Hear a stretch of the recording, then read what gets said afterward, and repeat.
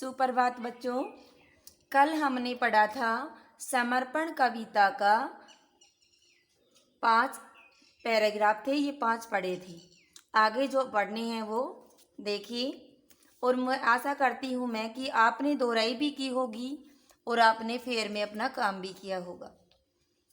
आगे है अपना सौपन अर्पित परसन अर्पित, आयु का क्षण क्षण समर्पित, चाहता हूँ देश की धरती तुझे कुछ और भी दूँ मैं।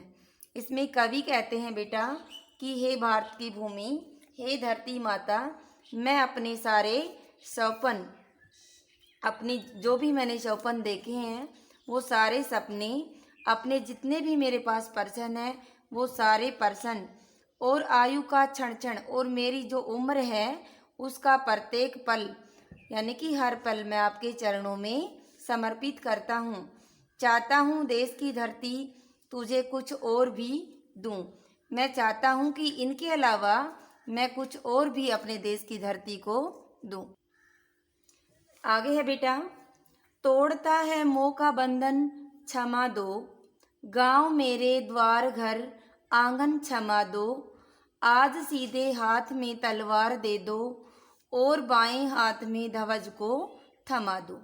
कवि कहते हैं रमाकांत त्यागी जी कि हे भारत माता, तोड़ता है मोह का बंधन, कि आज मैं जिस भी मोह के बंधन में बंधा हुआ हूँ आज उन सबको मैं तोड़ रहा हूँ, मुझे आप क्षमा कर देना।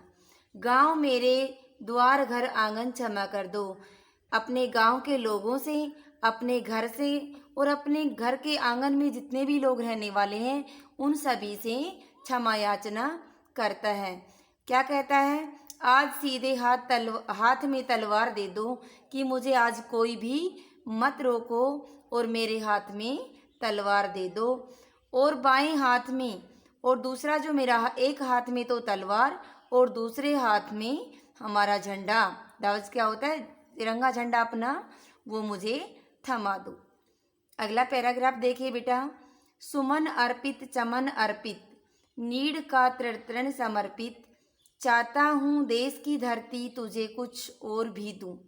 कवि क्या कहते हैं कि सुमन अर्पित, सुमन का मतलब होता है फूल, कि जो फूल हैं वो सारी खुशियां हैं वो भी आपके ऊपर मैं अर्पित करना चाहता हूँ, आप ही को देना चाहता हूँ।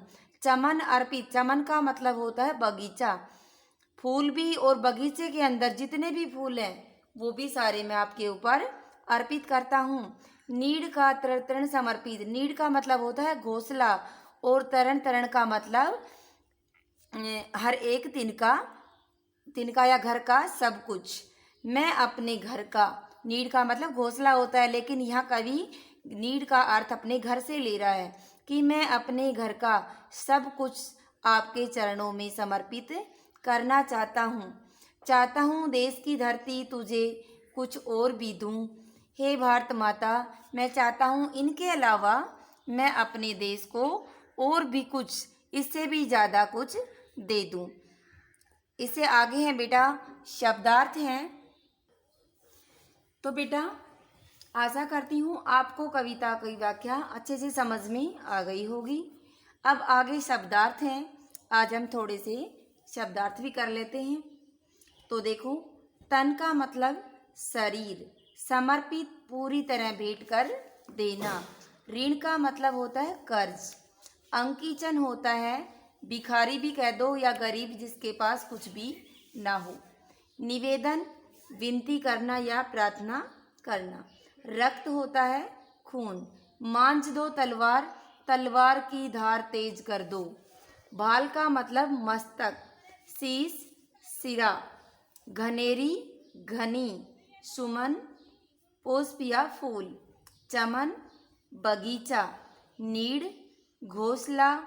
तृण तिनका, नीड़ का तिरण, घर का सब कुछ या घोंसले का तिनका।